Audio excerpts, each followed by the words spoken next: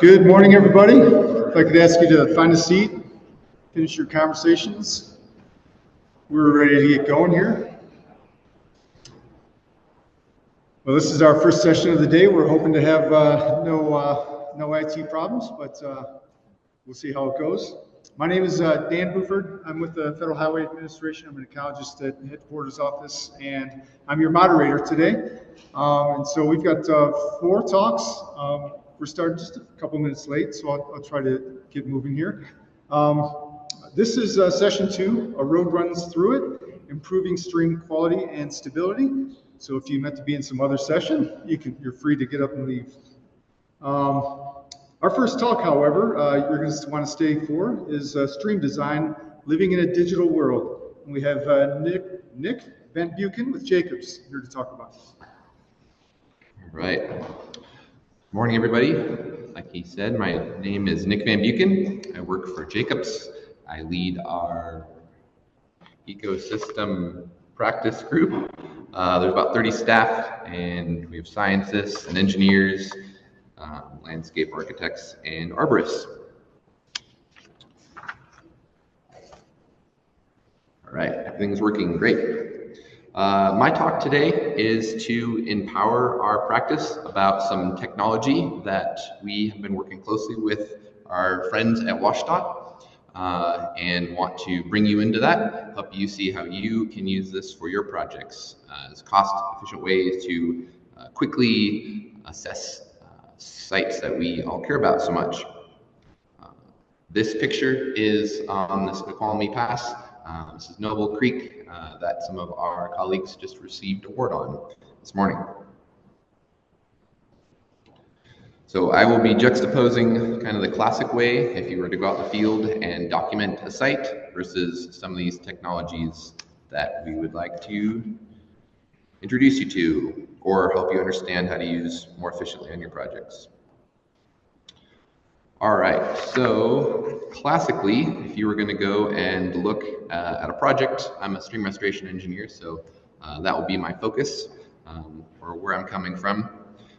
You would be going out, you'd be taking measurements, maybe with tape measures or stadia rods or rag tapes. You'd be taking pictures that you then upload in a photo log and try to remember exactly where you took the picture, or if you took all the pictures everybody wanted you to take. Sometimes it can be challenging to share that information in a way that people can understand quickly. And with that, maybe I care about what's going on hydraulically versus maybe my arborist really cares about what tree species or the cover there is from the vegetation. Some of that can be challenging to set up schedules. Let's say your project is remote. Sometimes we work on projects that are out on the Washington coast, and it can be hours to get out there. And so scheduling a full day trip can be a challenge. So learning from our friends here at Farside, sometimes some simple technology like a pointed stick can maybe save you some pain and suffering on your projects. Okay, so what WSDOT has developed, and we have been working with them closely on, we call virtual site tours. What's really exciting about them is it's a way to pretty efficiently bring people into experiencing all the nuances of your site. So this is coming at it from a fish passage perspective, but let's say that instead of a full day experience, you could schedule maybe a half hour or a 1 hour meeting to bring people into the nuances of your project. You could send a smaller crew out that's easier to schedule, and they can collect all the information, and then you can adapt it from your desktop to enhance or draw out pieces of interest.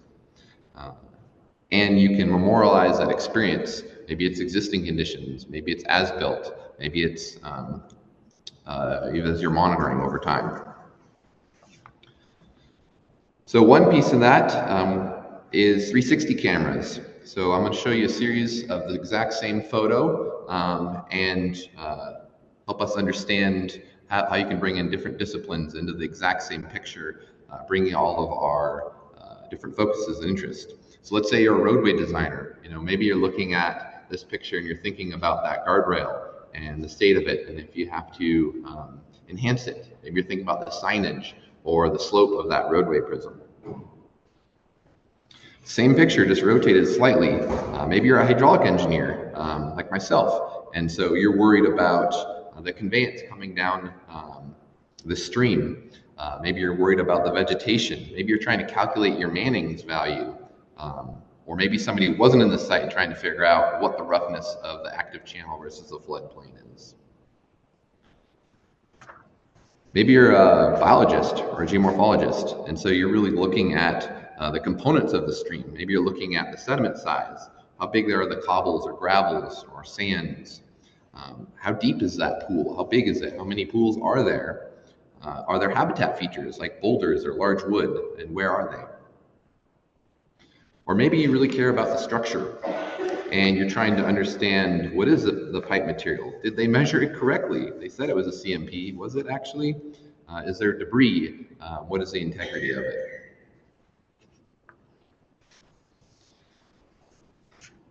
So these all come together. Here's a zoom in on one piece of that project. This is Toll Creek that we're working on. Maybe you want to draw people's attention to specific items of interest on the project. Maybe there's a spot that's eroding. Maybe you've got split flow or a confluence that you're interested in. We have built approximately 100 of these now with WSDOT. So we've been building the best practices of what is efficient, how much detail do you add or do you not add to draw people into this discussion. And then you can guide people through, once again, instead of the photo log, which you're trying to figure out where the picture was taken, who took the picture, did they upload them all onto ProjectWise, right? You can put it all in one spot and quickly bring people through a project, or go back and look at, hey, what was going on in this corner that I wasn't thinking about in the field. Now pivoting to another technology that is LiDAR. We've been using LiDAR obviously as an industry for a while, but how many of us use your phone or a tablet to actually collect that information? We've been partnering with Polycam for a couple years now. Same thing, I've been building best practices of what the applications are and when this is really helpful.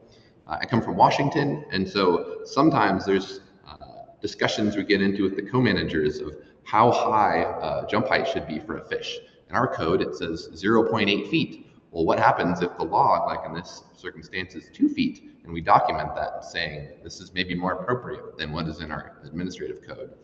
Or another piece we get into is the size of the sediment. What is your median value or your D50? And is it okay that you are putting the right size material in? All of this is at your fingertips. What I'm going to walk you through is a combination of a LiDAR like you're thinking of with a point cloud. It combines it with the imagery so you can quickly understand what features are, and then you can go and measure the pieces that you care about, your bankful or maybe the size of the logs that were put in. So 3 kind of levels of application we found that are really helpful. One is just understanding visually. Some of these systems that we are designing and understanding, they're complex, right? They're organic. There's a lot of different features going on. If you do a scan, then you can measure, what is the gap between this log and the bed of the stream. That's hard to capture in a base map.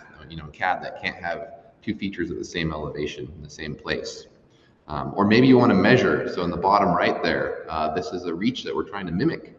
And where did you take your measurements? And do you want to add more measurements? Or did you like that measurement that now you're throwing out?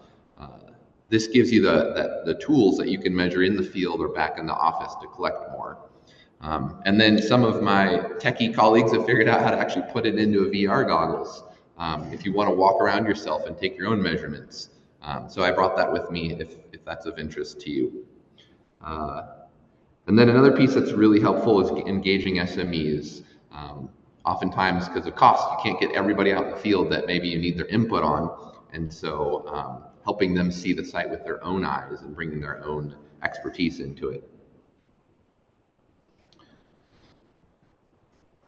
A second method that we're using the LiDAR is to pick up all the nuance. Oftentimes, nature doesn't fit into nice straight lines like we engineers like, and so there's a lot of detail, and how do you collect that and understand it? So we have compared it with our PLS friends to confirm the fidelity of this. And we have found it's within a few tenths of a foot using a total station-based LiDAR as what is in your pocket. So we feel very good about the quality of the data and have best practices of when it really stands up. Similarly, so that's kind of what the picture on the left is, and you can see the scale of where things are very close and where they start deviating. Another thing that we're working with WashDOT is to how do you understand simulating a stream through a culvert where you don't have light and therefore you don't have vegetation. So this shows the documentation of what we call a meander bar that has nuance. The front of it is more coarse than maybe the tail out, and are you designing that and then building it in a way that is using the best science? A third way that we are venturing into more, we've done this on a few projects and seeing good results, is that documentation over time. So we live in a world where everything's trying to get our attention. We have data, we don't even know where the last pictures that we took of our kids maybe, or trying to understand, how much information is helpful. So here what we've been using it on is if you scan something maybe in your as-built condition and then you want to see how it's adapting, right? We work in natural systems and so they adjust. And so the left picture is a project that we worked on where we scanned it right when we built it, and then we scanned it about 3 months later. And so how are the winter flows adapting the stream channel? So you can see in the bright red areas where there's some aggradation, and then not shockingly under your logs, the water hits the log and it scours out. Is that okay? How much is that? How much of your sediment is moving? And does that meet your expectations and your co-manager's expectations? And then another one that we've used on a few projects is bringing it actually into our hydraulic models. Oftentimes, the quality of your survey in streams is very sensitive to what data you're putting in. And so maybe your design is very sensitive to the different flow paths for the fish to be able to get through. So we've been able to supplement kind of normal practices of cross sections. Some other applications we've been starting to use this on is sharing with my other colleagues. Perhaps they do stormwater and getting into a maintenance hole. Maybe there is, it's a confined space. I've shared stories with my colleagues and they pulled out, it's called Polycam, like I said, and scanned quickly how big the culvert is coming into the maintenance hole, and then they could have that discussion right there because they didn't have a tape measure on them. That was a neat application. Another one is guardrails. Maybe you need to understand what the slope of the road is, or the roadway prism coming out the back, or you want to document maybe where there's been a crash and has the guardrails maintain the safety qualifications. So I want to thank my partners, WashDOT, several of you are in the room, and these other partners, Sound Transit, SDOT, King County, and then Gary for bringing us some levity along the way. If you're interested in finding out more or want to see a live instead of these static presentations, I'm happy to share my experiences, my team's experiences, and I'm happy to take questions.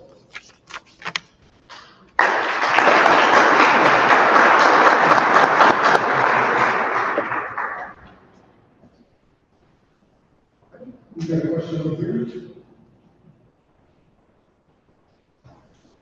What type of vehicle LiDAR system are you using?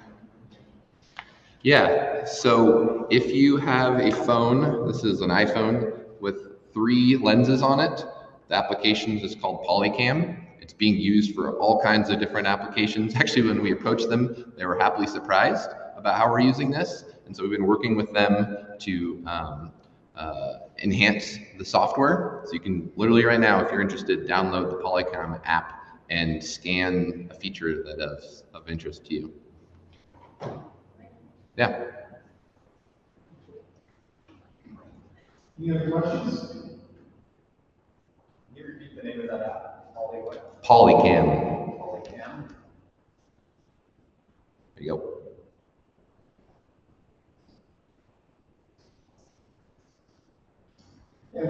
push over here. Just a few moments.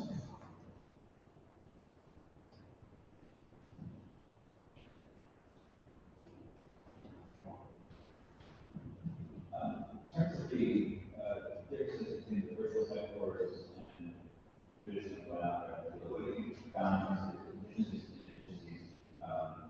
We found that you need to, with the virtual tours, still go out in the field, or some special people still go out in the field, field where you're asking lanes, or is it pretty comprehensive? Yeah. All of our projects obviously take a lot of nuance and discussion on what is going to be a successful project. So what we're currently doing is providing these to help bring everybody along into where we're going with the project. And then the idea is if there's still something that's really important, maybe a really high risk area, then perhaps you just take your, in this example, your geotech and your structural engineer out to the site. And so everybody else says, no, that's enough for me. And you can have kind of strategic conversations. It's just like any tool, any of these have their benefits.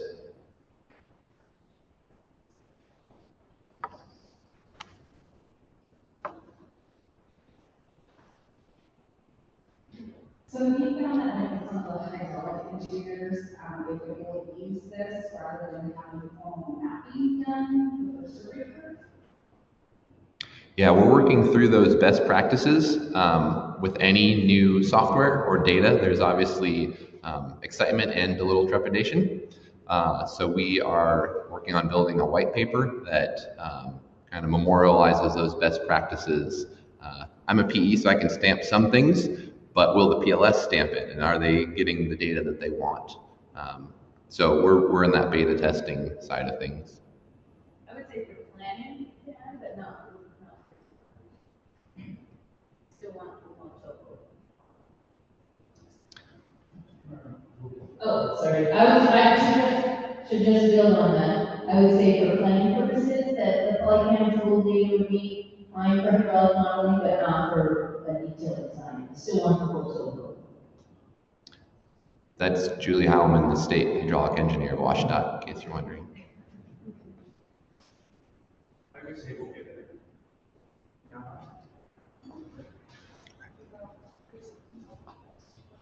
We've got time for one more question.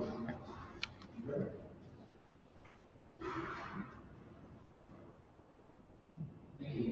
Is there a limit to the scale of the site where this sort of handheld technology is useful, and I'm switch to a drone or other ways to gather?